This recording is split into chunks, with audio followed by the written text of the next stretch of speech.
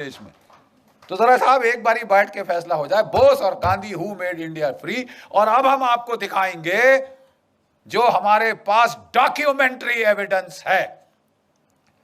इस प्रोसेस में उनके साथ मिलकर हमने कहा पहले आइडेंटिफाई करिए कि अंग्रेज सरकार में कौन की डिसीजन मेकर्स थे जिन्होंने भारत की आजादी पर जो है फैसला लिया।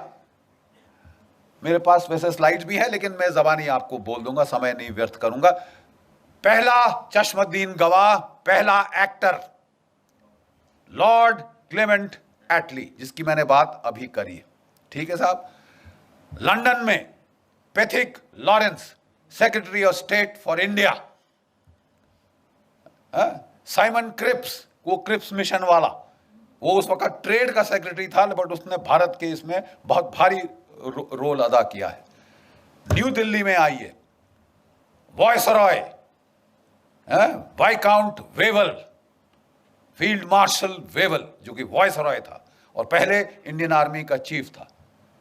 ये चश्मदीन गवाह, क्रिटिकल डिसीजन मेकर।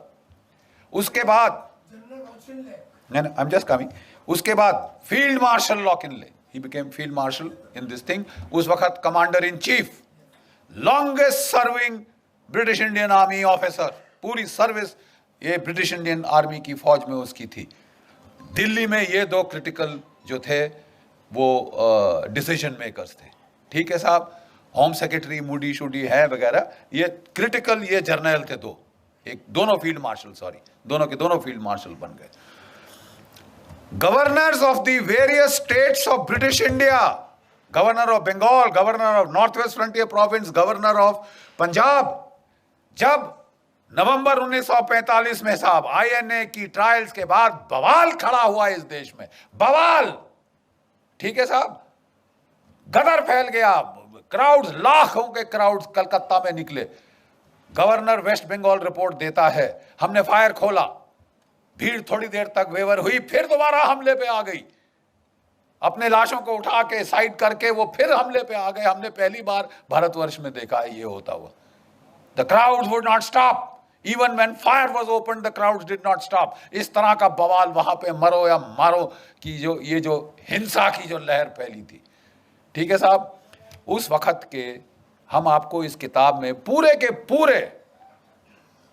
पूरे जो हैं वो letters from Lord Wavell, from viscount the Wavell to the prime minister of England, ठीक है साहब, to his majesty the king, ठीक है साहब, और जो वहां सेक्रेटरी ऑफ स्टेट, उसको जो उन्होंने वहां पे भेजे जो लेटर्स, हम आपको पूरे के पूरे पढ़वाएंगे साहब। और उसके बाद अगर आप मतलब कोई एक गधा है जिसको यह समझ नहीं आएगी कि साहब अंग्रेज गए तो गए क्यों। देखिए साहब, कल्याण डे साहब ने अपनी किताब जो है वो शुरू की है गांधी जी से। 42 में क्विट इंडिया मूवमेंट को उसका नारा लगाया गया।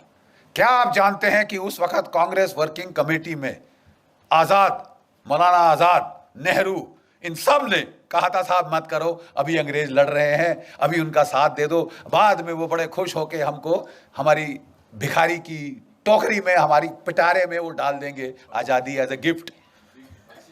तो बोले साहब ये बख्शीश तो वर्ल्ड वॉर 1 के बाद भी हुई थी। 70,000 हमारे भारतीय सैनिक शहीद हुए थे, 11 को विक्टोरिया क्रॉस मिला, परमवीर चक्र के बराबर जो है आज का वहां का उन जमाने का अवार्ड। हम समझते थे कि साहब हमें अब कम से कम डोमिनियन स्टेटस तो मिल जाएगा साहब, होम रूल तो मिल जाएगा साहब। पंजाब जहां से मैक्सिमम आर्मी उस वक्त की गई थी, वहां पे जनरल डायर ने फायर खोला और 1000 मार दे, 1-1.5 हमारे जो है हिंदुस्तानी मार डाले। ये गिफ्ट था ब्रिटिश एम्पायर का, ये ग्रेटिट्यूड था ब्रिटिश एम्पायर का। सुभाष चंद्र बोस ने गांधी जी को बोला था, आप अगर इनकी खैरात पे जीभ लगा के बाहर खड़े रहोगे भिखारी कुत्तों की तरह, तो तुम्हें वही हर्ष होगा जो जलियांवाला बाग में हुआ था। ये मौका है द्वितीय महायुद्ध का, जब जर्मनी और जापान चढ़े हुए हैं इनकी गर्दन पे। आजादी ले सकोगे तो अभी, नहीं तो कभी नहीं। गांधी जी अब तक उनको भी देखिए, बड़ी अजीब बात है, गांधी जी ने निकाला था सुभाष चंद्र बोस को कांग्रेस से, और कोई 2 साल के अंदर उनके मन में परिवर्तन हो चुका था। Please understand this. The views of Gandhi and Bose were now coinciding on the timing of when the freedom struggle should be launched. Gandhi ji अभी भी कह रहे थे कि ये नॉन वायलेंट होनी चाहिए, लेकिन क्विट इंडिया के पहले उन्होंने कहा थोड़ा सा होता है तो होने दो, ठीक है। अंग्रेजों ने पकड़ के सारी कांग्रेस लीडरशिप को, आज की तारीख, आज है वो तारीख 8 अगस्त 1942 जब the quit India movement was launch. उनको पहले से इंटेलिजेंस थी, उनके हजारों तो उनके मुखबिर थे वहां पे। हरामजादगी की कमी है इस देश में, खबर देने वालों की कमी है इस देश में। अरे साहब, वो उनको खबर थी, उन्होंने वो लपेटी पूरी कांग्रेस की लीडरशिप, गांधी जी से लेकर जो भी बड़े लीडर थे उठा के जेलों में डाल दिए। 57 गोरी पलटने, please, this is not known.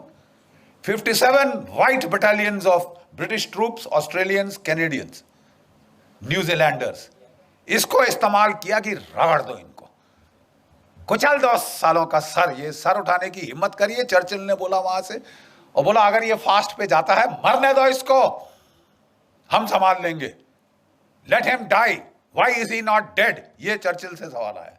बेचारों ने फास्ट किया, सब कुछ किया, उन लोगों ने बोला गांधी जी अब रहने दीजिए, ठीक है, ये अब वो सोल फोर्स का जमाना नहीं। और साहब इनको निकाला गया जेल से 44 के जुलाई के अंदर, 44 की जुलाई में निकाला गया, जबकि जापानी फौज हार चुकी थी। INA वहाँ पे इम्फाल कोहिमा की बैटल पराजय हो चुकी थी। अब इनकी सांस में सांस आई, इन्होंने गांधी जी को निकाला। गांधी जी ने कई सारे इंटरव्यू दिए आने के बाद, जो collected works of Mahatma Gandhi से हमने चैप्टर 1 में प्रोफेसर साहब हमने डाले, वो टूट चुके थे बेचारे। अंग्रेजों ने क्या किया क्या नहीं किया भगवान जाने, जेल के अंदर वो टूट चुके थे, इन हेल्थ, इन स्पिरिट। उनको मेडिकल ग्राउंड्स पे बाहर निकाला गया था, ठीक है। और उन्होंने कहा कि देखिए, जब उन्होंने क्विट इंडिया मूवमेंट लॉन्च की थी, पूरी कांग्रेस वर्किंग कमेटी ने अपोज किया था। Gandhi had said no, it will be done, it was done.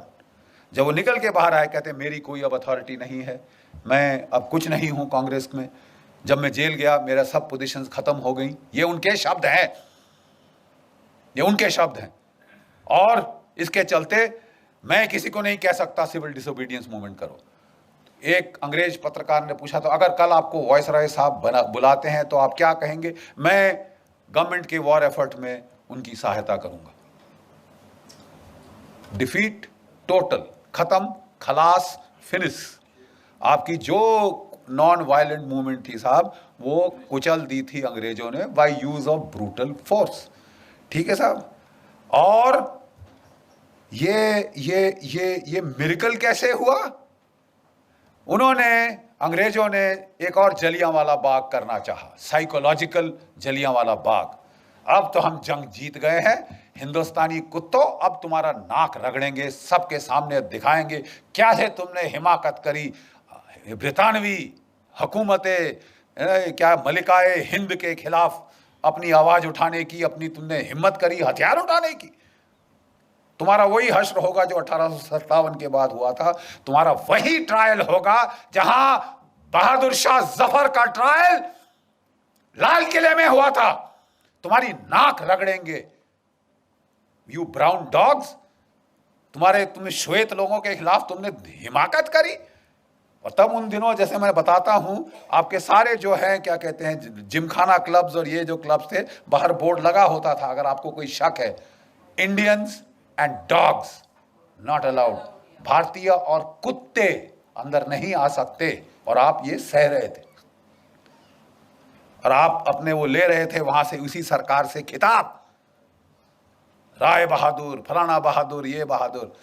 बकवास डरपोक कौम जिसमें लड़ने की क्षमता नहीं, और बड़ी बड़ी बातें करते हो, उसके बाद फलसफा और फिलॉसफी झाड़ते हो। 800 साल तुम्हारी ऐसी तैसी हुई है, एक के बाद एक आताताई ने आके तुम्हारी तबाही कर दी, तुम्हारे मंदिर तोड़ दिए, तुम्हारी नालंदा जलाई तो 3 महीने जलती रही, और वो सब तो छोड़ो, सोने की चिड़िया सारा सोना उठा के सेंट्रल एशिया पहुंचा दिया। और उसको तो भी रहने दीजिए, आपकी इज्जत भी उठा के ले गए आपकी औरतें बेचने के लिए वेश्या बाजारों में। और उसके बाद तुम शांति की बात करते हो? Are you dead? जो आदमी जिसकी औरत को उठा के बेचा जाए वो शांति की बात करता है?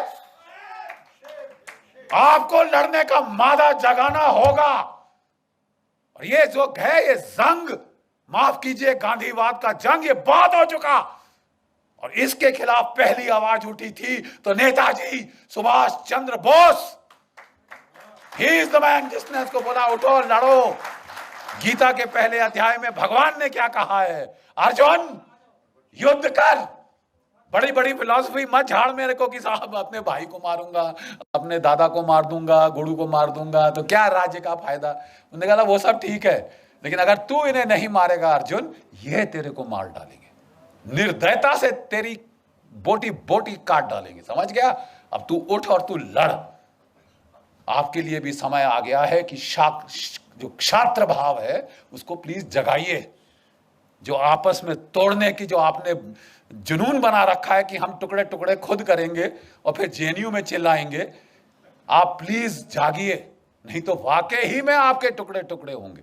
इसलिए जरूरी है ये जानना, who made us free, Bose और गांधी। क्योंकि आपका जो nature of the Indian state, post colonial Indian state है, किस किस्म की स्टेट पैदा हुई, depends on who got you free and how. आप समझ रहे हैं मैं क्या कह रहा हूं? आपका वजूद आपका प्रेजेंट शेप कर रहा है और आपका फ्यूचर शेप करेगा। And unless you accept the truth, आप साहब बहुत सफर करेंगे।